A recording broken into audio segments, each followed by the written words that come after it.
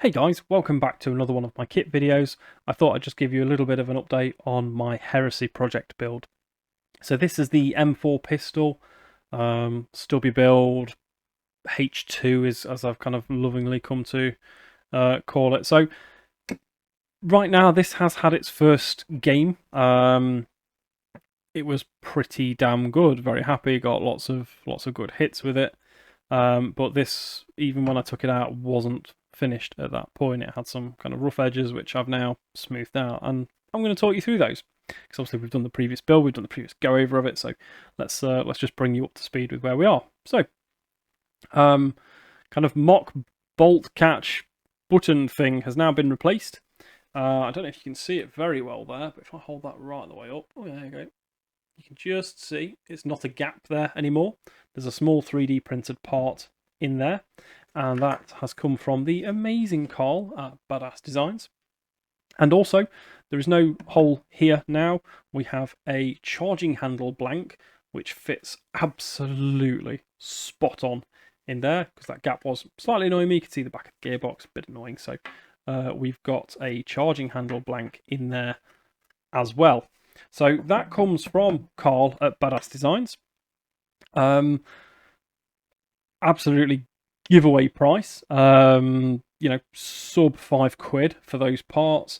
Really happy with them. They've gone in, they've done the job.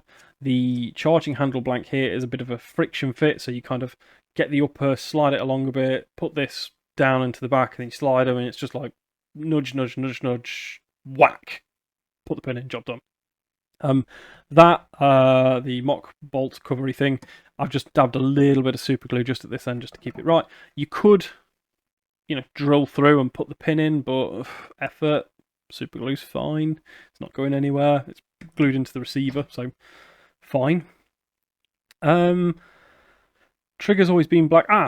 The grip. I've also changed the grip out. So one of the things I was looking forward to of doing this was using the ARP9 grip. One of the things I noticed in my first one or two matches was it was incredibly slippy. That G&G grip is quite highly polished, and it was just spinning around in my hand a little bit with no, and you have to really grip it to hold on to it. In addition to that, the motor plate on the bottom, I couldn't fit the line through.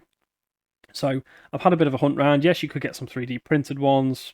Yeah, I tried ordering one, didn't happen. So we set out on a much bigger mission. So how can we actually improve the whole thing? So step in Pete from AK to M4. He had this ZCI grip. He's got ZCI grips on his website. I've used one of these before for a G&G build, so I knew it would fit on physically. Didn't know how it would actually work though, so bit of an email back and forth, getting some sizes together, notably of this compared to that. Excuse me. And yeah, absolutely crisp. So it came through. New grip's gone on, absolutely no problem. These grips come with every screw you need. 2 screws to hold the motor plate on, 4 screws to screw it into the gearbox. G&G's only come with 2, so that was a huge plus point for me as well. So I fitted that on. We've now got some kind of, you know, gentle stippling. So it is a lot more grippier, and you've got that moulding there to really get your fingers round as well. That just suits my hand really quite well, so I'm quite happy with that.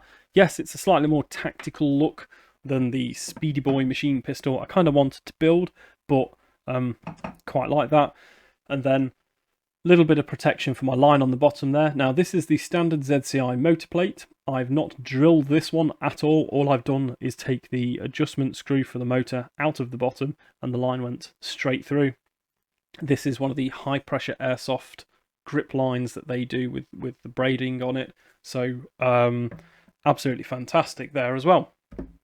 So performance wise, how did it work? So the only problem with running it like this is you can't get in there easily. You've got to open that, pull it out, flick it out, put it back together, do that.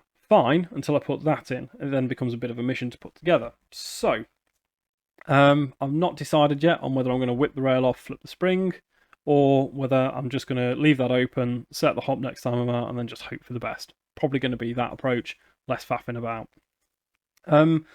Am I going to make any adjustments though? Yeah, I am, yeah.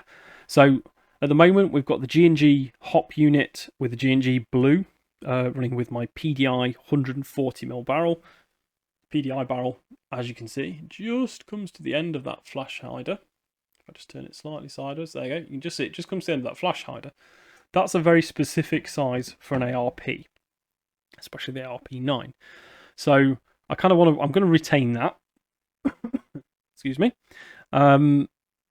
But I am going to change the back end gubbins here. So I had to put quite a bit of hop on it. So I have sourced myself a G&G green booking. So this is the slightly softer booking. The blue that I've got kind of comes down in two fangs, a bit like a PDIW hold, whereas the green is just the traditional noggin.